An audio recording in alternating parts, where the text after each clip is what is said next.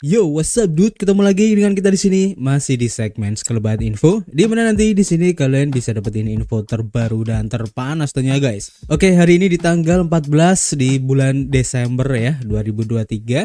Dan seperti biasa guys, kita lihat di sini ya untuk update dari global crypto market cap. Seperti yang terlihat dari data coin market cap di sini guys, ada kenaikan ya, meskipun tidak terlalu signifikan di 0,96%. Begitu juga untuk Fear and Greed Index, tampaknya belum ada perubahan yang cukup signifikan juga. Meskipun turun ya, masuk ke area greed, tapi kalau kita lihat tampaknya memang masih cukup bagus ya untuk antusiasme para investor ya untuk masuk ke market kripto. Dan terlihat juga dari pergerakan Bitcoin hari ini yang cukup bagus ya, naik cukup lumayan guys. Dan tentu saja ya, hal ini merupakan kontribusi dari Bitcoin dan juga teman-teman ngerumpinya di sini ya. Kalau kita lihat dalam waktu 24 jam ke belakang, Bitcoin mengalami kenaikan di 3,5% guys. Kemudian untuk Ethereum juga naik di 2,7% ya. BNB masih bisa dibilang sideways, belum ada perubahan yang signifikan. Dan untuk XRP naik di 1,3% saja, untuk Solana di 3,2%. Kemudian untuk Cardano ini keren banget guys, tampaknya memang ya belakangan hari ini Cardano naiknya cukup lumayan banget, disusul berita-berita ya dari perkembangan terbaru untuk ekosistem Cardano yang mulai masif guys. Begitu juga untuk Avalanche juga masih menunjukkan kenaikan ya. Hari ini di 4,15%, keren banget. Polkadot juga mulai naik lagi di 6,4% guys. Untuk Polygon masih belum terlihat kenaikannya, di mana hari ini masih di 0,4% saja ya perubahannya. Untuk Chainlink juga masih belum terlihat di 1,9% aja guys. Kemudian selanjutnya kalau kita lihat ya perubahan dari pergerakan harga Bitcoin seperti yang terlihat di chart di sini guys, menunjukkan adanya kenaikan yang cukup lumayan ya, di mana saat ini posisinya ada di 42.853 dolar. Dan kita ucapkan selamat buat teman-teman semua yang kemarin mengikuti rekomendasi DCA kita, tepatnya pada area MA20 ya di time frame daily di sini guys. Dan sekarang pasti sudah mendapatkan profit yang cukup lumayan ya. Dan seperti yang sudah saya bilang ya beberapa hari yang lalu, tampaknya untuk pergerakan harga Bitcoin ini MA20 time frame daily ini menjadi tembok yang cukup kuat ya untuk bisa ditembus, sehingga jika terjadi penurunan untuk Bitcoin ya, kalian bisa pantau di harga-harga yang tersentuh oleh MA20 time frame daily ini untuk bisa kalian jadikan sebagai acuan untuk mengambil posisi lagi. Tapi dengan catatan ya, tidak ada news yang rilis yang berpotensi menurunkan atau berimpact besar terhadap Bitcoin ini guys. Seperti beberapa hari ini ya, meskipun turun tapi tidak ada berita-berita yang cukup signifikan yang mengakibatkan Bitcoin ini turun lebih jauh, sehingga posisi di MA20 ini banyak yang mengambil posisi guys, sehingga hari ini mengalami kenaikan lagi dengan close candle yang cukup tebal ya. Ini keren banget dan kita bisa asumsikan ya, tampaknya untuk penembusan di area Fibonacci retracement tepatnya di poin 0,382 ini akan tertembus lagi ya, atau setidaknya akan teritest lagi. Tapi kalau melihat dari skema ataupun pola yang terbentuk di sini, tampaknya akan tertembus lagi guys. Jadi kita lihat aja nanti perkembangan seperti apa, kalian pantau aja di sini. Dan untuk saran DCA, tampaknya kalau kalian memang ingin masuk aja sekarang, tidak apa-apa ya, mumpung belum naik cukup tinggi. Tapi tetap kalian harus memperhatikan resiko dan juga money manajemennya dengan baik ya. Oke, dan kita sudah mengumpulkan ya beberapa news atau mungkin bisa disebut sebagai tersangkanya ya, kenapa Bitcoin hari ini mulai naik lagi atau rebound. Seperti yang kita lansir dari harian Watcher.guru ya, diinformasikan di sini bahwa Federal Reserve mempertahankan suku bunganya tidak berubah guys. Jadi Federal Reserve mempertahankan suku bunga di level tertinggi 22 tahun perekonomian Amerika Serikat, telah berada dalam kondisi rapuh ya selama hampir setahun terakhir ini. Dan ketika inflasi terus mengancam, Federal Reserve ini memulai kampanye kenaikan suku bunga yang berlangsung selama 1 tahun penuh. Dan sekarang hal itu tampaknya telah melambat berdasarkan hasil hari ini guys. Secara khusus, The Fed memilih untuk mempertahankan suku bunga tidak berubah guys. Selain itu, keputusan ini juga menandai pertemuan ketiga berturut berturut-turut di mana Federal Reserve memutuskan untuk tidak melanjutkan kenaikan suku bunga. Namun agensi masih termotivasi ya untuk menangkis inflasi dan mengembalikannya ke kisaran target di 2% saja guys. Keputusan ini melanjutkan jeda pada tindakan kebijakan moneter yang pertama kali dimulai pada bulan Juli kemarin. Namun suku bunga tetap berada di level tertinggi 22 tahun ya di 5,25 hingga 5,5% guys. Sebaliknya, keputusan tersebut merupakan bagian dari tindakan penyeimbangan yang rumit yang sedang diupayakan oleh Federal Reserve, dan secara khusus mereka ditugaskan dengan kebutuhan untuk mendorong inflasi tanpa melakukan kerusakan lebih lanjut ya pada ekonomi dalam peningkatan kehilangan pekerjaan guys. USA Today melaporkan bahwa The Fed diperkirakan akan mengumumkan 2 kali penurunan suku bunga pada tahun 2024 nanti ya. Namun hari ini Federal Reserve mengatakan bahwa mereka memperkirakan 3 kali guys. Nah selanjutnya mereka mengidentifikasi inflasi yang turun bekerjasama dengan ekonomi yang tampaknya akan menghindari resesi, dan selain itu mereka memperkirakan Federal Reserve akan selesai dengan kampanye kenaikan suku bunga paling agresif dalam 40 tahun ini guys. Jadi ini cukup menarik. Kemudian apa guys efek dari Federal Reserve yang mempertahankan suku bunga ini? Kalau kita lansir ya dari harian CoinDesk, di sini diinformasikan bahwa Bitcoin melambung lebih dari $43.000 lagi. Kemudian untuk altcoin dan juga saham-saham kripto melonjak lebih tinggi ya. Dimana di sini untuk Bitcoin melambung lebih dari $43.000 pada hari Rabu untuk pertama kalinya ya sejak kejatuhan pada hari Senin kemarin, dan menarik pasar kripto serta saham perusahaan yang berfokus pada aset digital lebih tinggi karena Federal Reserve atau The Fed ini mengisyaratkan penurunan suku bunga untuk tahun depan guys. Sementara para pejabat Bank Sentral Amerika Serikat mempertahankan suku bunga Fed Fund di 5,25% sampai 5,5% pada hari Rabu yang mengakhiri pertemuan Komite Pasar Terbuka Federal atau FOMC di bulan Desember guys. Mereka memproyeksikan suku bunga akan turun menjadi 4,6% pada akhir tahun 2024 yang mengindikasikan sekitar 3 kali pemotongan di 25 basis point.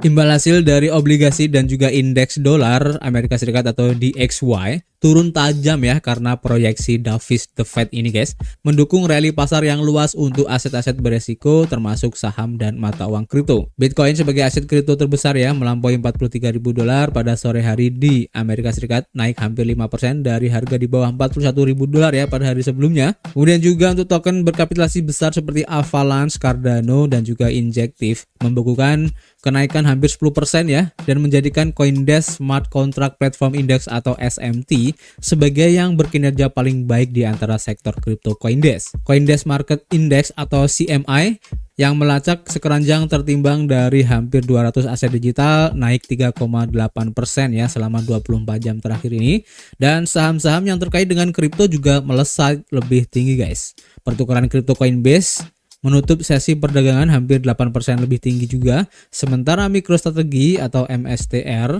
milik Michael Saylor ini naik 5%. Jadi efeknya cukup banyak juga ya dari kenaikan Bitcoin semalam guys. Kemudian pertanyaannya, apa sih yang disampaikan oleh Jerome Powell pada meeting semalam? Seperti yang dilansir ya dari harian Bitcoin Systemi guys, diinformasikan Ketua The Fed Jerome Powell ini telah berbicara ya, dan inilah detailnya guys. Jadi konferensi pers Jerome Powell yang merupakan salah satu acara terpenting setelah Federal Reserve mengumumkan bahwa mereka mempertahankan suku bunga tetap ini berlangsung ya. Setelah Federal Reserve mempertahankan suku bunga ya, Ketua Jerome Powell membacakan teks yang telah dipersiapkan sebelumnya dalam siaran langsung dan menjawab pertanyaan para wartawan guys. Nah di sini berikut adalah sorotan penting dari konferensi pers Jerome Powell semalam. Yang pertama yaitu kebijakan telah bergerak ke wilayah yang membatasi, kemudian jalan ke depan masih belum jelas katanya, dan juga inflasi telah menurun namun masih sangat tinggi. Dan Federal Reserve berkomitmen penuh untuk mengembalikan inflasi ke 2% ya.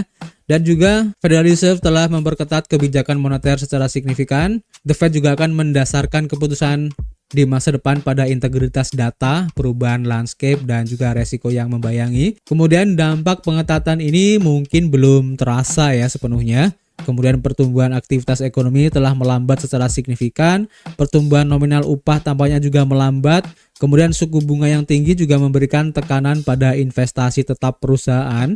Kemudian pasar tenaga kerja tetap ketat namun mulai seimbang. Dan juga komite memperkirakan pelemahan di pasar tenaga kerja akan terus berlanjut. Kemudian angka inflasi yang rendah dalam beberapa bulan terakhir ini cukup mengembirakan. Dan Federal Reserve memperkirakan bahwa inflasi inti meningkat sebesar 3,1% dalam periode 12 bulan yang berakhir di bulan November. The Fed juga memperkirakan bahwa inflasi akan membutuhkan waktu ya untuk bisa mencapai di 2% guys. Dan meskipun The Fed percaya bahwa suku bunga kebijakan kemungkinan besar sudah mendekati puncaknya untuk siklus ini, The Fed telah menghadapi kejutan di masa lalu guys. The Fed juga bersiap untuk memperketat kebijakan lebih lanjut ya jika diperlukan, serta akan mempertahankan kebijakan yang ketat sampai The Fed ini yakin bahwa Federal Reserve berada di jalur inflasi 2%. Kemudian juga para pembuat kebijakan tidak ingin mengambil kemungkinan kenaikan suku bunga lebih lanjut dan tidak ada yang menyatakan kemenangan. Federal Reserve bertindak dengan hati-hati. Dan para pembuat kebijakan sedang memikirkan dan membicarakan kapan waktu yang tepat untuk menurunkan suku bunga guys. Dan mereka melihat pertumbuhan yang kuat yang tampaknya moderat dan inflasi yang membuat kemajuan yang nyata. Federal Reserve juga membahas waktu penurunan suku bunga pada pertemuan hari ini guys. Dan hanya ada sedikit alasan untuk berpikir bahwa ekonomi berada dalam resesi sekarang, tetapi selalu ada kemungkinan bahwa ekonomi akan berada dalam resesi tahun depan. Federal Reserve juga selalu berpikir bahwa ada kemungkinan ekonomi akan keluar dari resesi seiring dengan turunnya inflasi, dan itulah yang dilihat oleh Federal Reserve.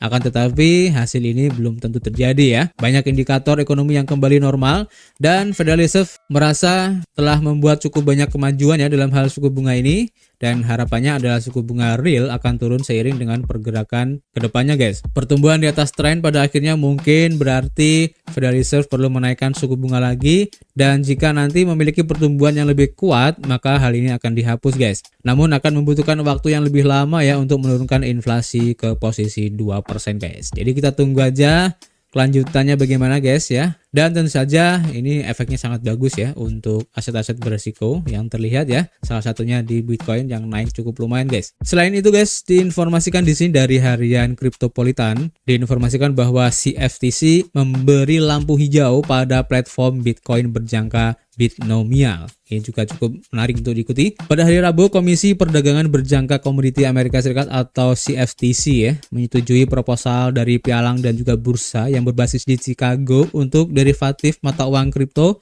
untuk beroperasi sebagai lembaga clearing yang terdaftar. CFTC memberikan lampu hijau untuk perdagangan berjangka Bitcoin yaitu Bitnomial sebagai bursa derivatif aset digital yang diatur di Amerika Serikat. Hari ini diberi lisensi lembaga clearing Amerika Serikat untuk membersihkan kontrak berjangka dan opsi aset digital yang dimarginalkan, menjadikannya bursa kripto asli pertama dan satu-satunya yang memiliki ketiga lisensi bursa, lembaga clearing, dan pialang Amerika Serikat guys.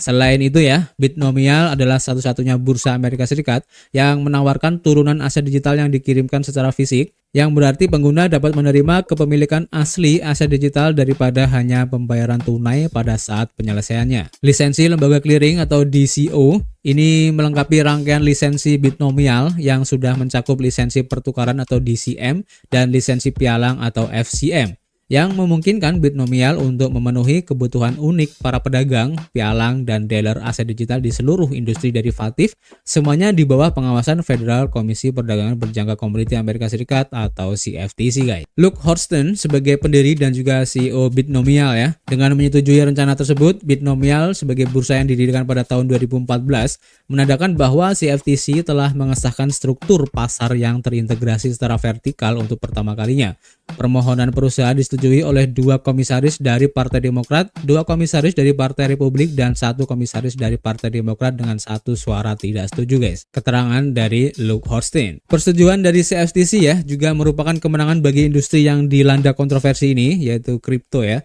di mana Binance sebagai bursa kripto terbesar di dunia pada bulan November setuju untuk membayar lebih dari 4,3 miliar dolar untuk menyelesaikan klaim Amerika Serikat bahwa mereka melanggar aturan anti pencucian uang. Dang Peng Xiao sebagai mantan CEO perusahaan terancam hukuman hingga 18 bulan penjara dan juri telah memutuskan bahwa pendiri FTX Sam Bankman-Fried bersalah atas penipuan, guys.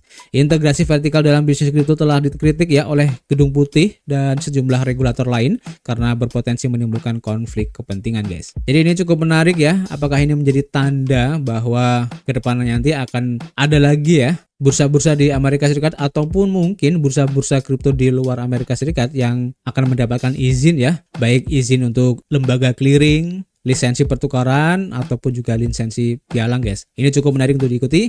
Dan untuk informasi hari ini cukup ya. Nanti kita akan update lagi, guys. Seperti biasa ya, kita masih menunggu kritik dan saran kalian di kolom komentar. Nanti kita bisa ngobrol banyak di dalamnya. Dan tentu saja, guys, kita akan ketemu lagi di informasi berikutnya. Peace.